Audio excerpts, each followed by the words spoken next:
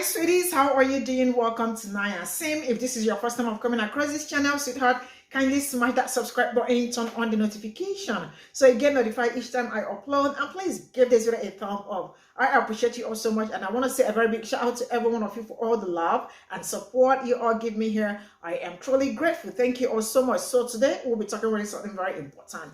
Before we get into this video, I am going to say that some people are going to be like, it's been a long time, it happened, it is no longer happening, just forget about it, let it go. I want you all to know that this hasn't been long ago. I mean, and it's for the fact that this thing is still happening to this very moment, it's something you all need to know that I don't know if this is ever going to stop happening.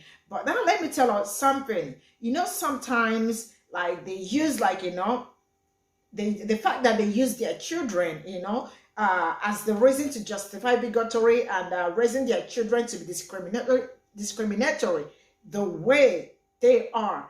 It's something that I like, you know, that I really do not understand. And the fact that they are pushing so hard towards banning CRT, it's something that I want you all to know that they already do know what they are doing. They are so scared because they don't want people to know what they have done and what they are still doing. And also they do not want their children to know, because the people that are in this video are still very much alive to this very moment. And I am very sure that some of them are occupying prominent positions. And that is one of the reasons why they do not want people to know the history. They are really pushing towards banning everything black. Stay glued to the screen. Let me roll this clip. We'll come back to talk about it. And I absolutely want to read all your comments. Let me know what you all think in the comment section. Let me roll the clip. And we understood that it was going to be all white. We were very happy to buy a home here. How about your children? Have you talked with them about the Myers? We have tried to keep the discussions away from the children. I feel that it's something that we adults should solve without bringing the children into it any more than we have to. We're doing it for the children, but I don't feel that they are old enough to understand the problem as it is. Do you think a Negro family moving here will affect the community as a whole? Definitely. In what way? I think that, well, the property values will immediately go down if they are allowed to move in here in any number. Can you give a basis for that judgment? Yes, we used to live in Washington, D.C., and we saw a very good example of that there. The Myers family is close to the Levittown norm. They have 3 small children, the youngest only 1 month old. Myers served for 2.5 years in the Army and was discharged as a staff sergeant. He works as a laboratory technician and is studying for a degree as an electrical engineer. His wife, Daisy, is a college graduate. The Myers home is modestly furnished, and their late model family car was bought on time. They are very close to the Levittown norm, except in one respect. William Myers, Jr. and his family are Negroes in an all-white community. What other objections, aside from the effect on property values, do you have against the Myers? The whole thing centers around the word integration. Well, as Mr. Myers said, because his home has been anything but peaceful since he moved in. He's got 3 children, and evidently he feels that they will be accepted socially. And I don't feel that they ever will be. But the whole trouble with this integration business is that in the end, it probably will end up with mixing socially. And you will have, well, I think their aim is mixed marriages and becoming equal with the whites. But the only way they're going to do that is by education and by bettering themselves, not by pushing in the way they have here. Do you intend to move? At the time, no. It's a pretty impossible situation. We have our home here, and if the colored move in and run real estate values down, there are a lot of us, the GIs particularly, who are going to be more or less stuck with their homes. What has been the effect of the Myers coming here? Well, it's created a great deal of tension, not among the neighbors, because we all feel the same. But it's naturally made everyone tense in their home. I mean, this is affecting our homes. And It's bound to create tension. It's the subject that's talked about all the time. But there are others who are for the Myers? Yes, I've read about them. For what reason, do you think, do they support the Myers? Frankly, I don't know what reasons they can have for it. If they are homeowners in Levittown, I don't see what reasons they can have for it. Do you think Myers will be able to live here comfortably? Comfortably? No. What course of action are you going to follow? I'll do what I can to help to get them out legally and peacefully. And as far as accepting them socially, if that's what you mean, I could never do that. Has this affected your relationship with neighbors? No, we've discussed it freely. We found people for and against, but we've tried to keep it being discussed. That was the important thing. Have you heard any rumors? Many. I won't repeat them because I don't like to repeat rumors, and I don't think it's fair to keep them alive. Do you think other Negro families will come to Levittown? Definitely. Yes. What do you think will happen?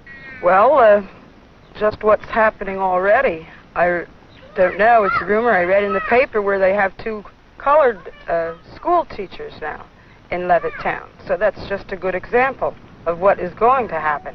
Well, what's wrong with that? I do not like it. I have 2 daughters and 2 sons. And if there's too many colored people around here, I definitely will get out. I'm not thinking well, I don't want her associating with colored people. Well, I'm very definitely against mixed marriages, and that's eventually what it's going to come to. If children are raised together, they're not going to think of anything of marrying together. Well, I just could not live beside them. I don't feel that they should be oppressed. But I moved here. One of the main reasons was because it was a white community. And that's the only place I intend to live. If I have to leave Levittown, I will do so.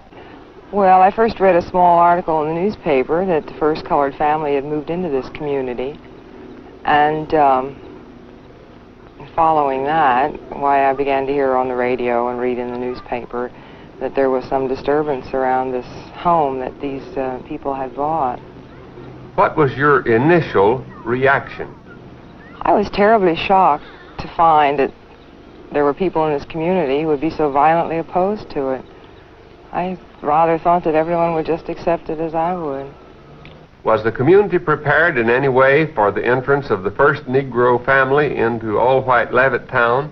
Well, there was an attempt by a group of ministers who formed a group called the Human Relations Council, and they were just getting started on their work. I don't know how they expected to ultimately accomplish the purpose of educating everyone, but I know that they had an open forum one time, and just within the last 3 or 4 months, and the results of it were published in the paper. Do you feel it was effective? No, I'm afraid it was just a drop in the bucket. Not very many people even read or were aware of the article or of the meeting that preceded it. In my business, whoever's got money and has good credit or wants to pay cash can buy a car. It has no discrimination, color, religion, or any type of that sort. Has the coming of the Myers affected your home life? Personally, my home life, it hasn't affected nothing whatsoever. But on the neighbors, they have a right, because the average white person living in Levittown has 4 and 5 children. Well, let's put it this way. If the Levittown is migrated in hordes of Negroes, which they have a right to come here, but if something that happens that way, pretty soon my neighbor will be having a Negro son-in-law or a daughter-in-law. How would that look? Wasn't Myers within his rights as a citizen to move wherever he pleased? Well, let's put it this way. Mr. Myers and all the Negroes have a right. I'm no better than them. They're as good as I am. They can go anywhere they want. I mean, they have a God-given rights, and being a good American, they have the rights to the civil rights. They have the right to pursue their happiness. But by the same token, we have mixed communities, and it's a proven fact that those mixed communities are over a third empty. He could have stayed there. He had a beautiful home there. The only reason that Mr. Myers came into Levittown is to show people they could get here. It wasn't that he wanted to come to Levittown, but my personal opinion is this. There is something bigger behind this. Is that your personal opinion only, or is it a fact? No, I say it's a fact. And I would tell anybody.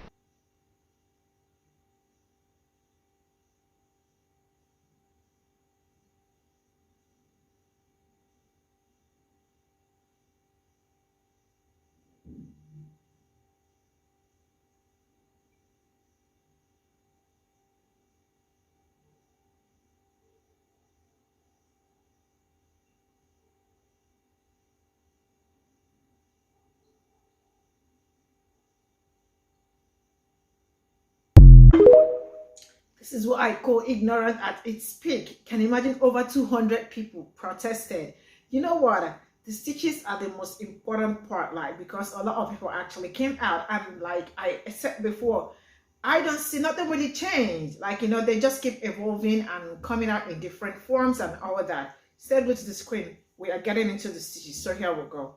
I have 2 daughters and 2 sons. And if there's too many colored people around here, So that clip was from the 1950s. So granted, it said the quiet part out loud, but not much has changed insofar as people still use children as a reason to justify their bigotry. Like being racist because it's good for the children, which is obviously just a cop-out. So they don't have to say out loud that raising their children to be as discriminatory as they are will maintain the same structural and power hierarchies we see right now. Which is also why we're seeing this same exact for the children rhetoric right now. And as the past few weeks, I've been doing research on book bans, which like intrinsically links to this. And I just want to read off like some of the books that were seemingly banned just because there's a black character in it. 14 Cows for America. Before She Was Harriet, That Harriet. Black Boy Joy, Black Brother, Black Frontiers, Black is a Rainbow Color. Are we seeing the pattern? Brave Leaders and Activists, Brown v. Board of Education. The goal then, as it is now, is to shield white kids from blackness. It's that simple. I just could not live beside them. I don't feel that they should be oppressed. Quick little story time. My grandparents on my mother's side were born in 1916 and 1924. They were second-generation Okinawan American citizens living in occupied Hawaii. My grandfather, Herbert Hidesuke Akamina, served as a medic in the 442nd during World War II. After the war, he decided he wanted to go to medical school in Maryland to become a dentist. So he and my grandmother, Nancy Kimie Akamine, moved there in the 1950s, and he graduated in 1956. It's kind of hard to see, but that's him in the middle right there. Now, Hawaii never had Jim Crow laws. So when they briefly moved to Maryland in the 1950s, they witnessed segregation for the first time. And my mother has told me a story several times from when my grandparents were in Maryland and went to use a segregated fountain. Being people of color, they naturally decided to go use the one labeled colored.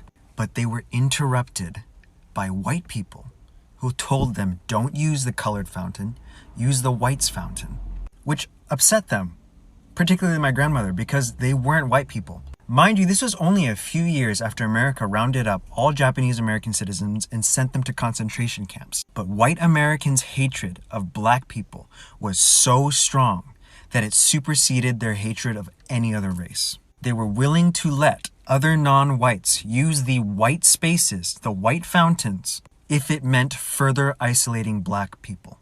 That happened to my grandparents. That was only a few years before my mother was born in 1960. My aunt and uncle, my mother's older siblings, were already born. My mother was born during the Civil Rights Movement, and she was 8 years old when Dr. King was assassinated. The people in that video are still alive.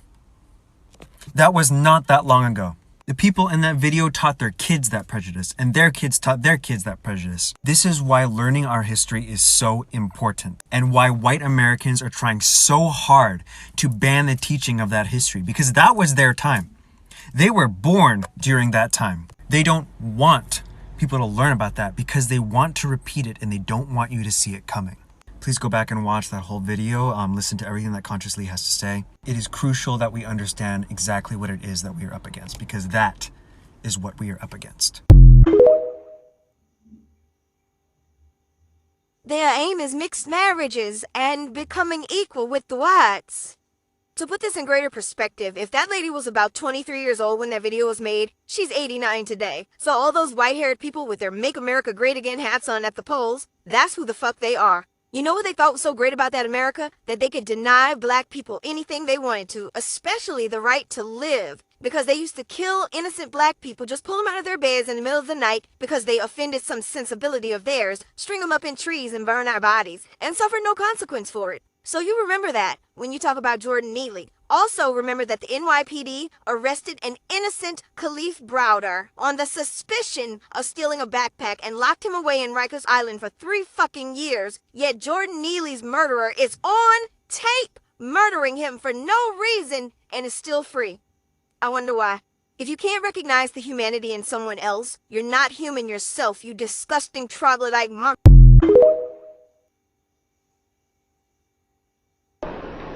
And we understood that it was going to be all white, and we were very happy to buy a home here. Now, this is somebody's grandma, somebody's meemaw, somebody's mom, somebody at Thanksgiving that knits y'all sweaters and mittens and gives y'all candy out of her purse. She may tithe every week at church. She may donate. She may help. But let's not forget that these people that were around then making these comments are still very much alive today. And do you think they honestly did not pass their hatred in their hearts down to the next generation and the generation after that? This is why they don't want CRT taught. Because they know that people are going to start realizing that their sweet old meemaws and pawpaws were racist assholes. And we understood that it was going to be all white, and we were very happy to buy a home here. So this video was made in the 1950s about the discriminatory policies in Levittown, Pennsylvania.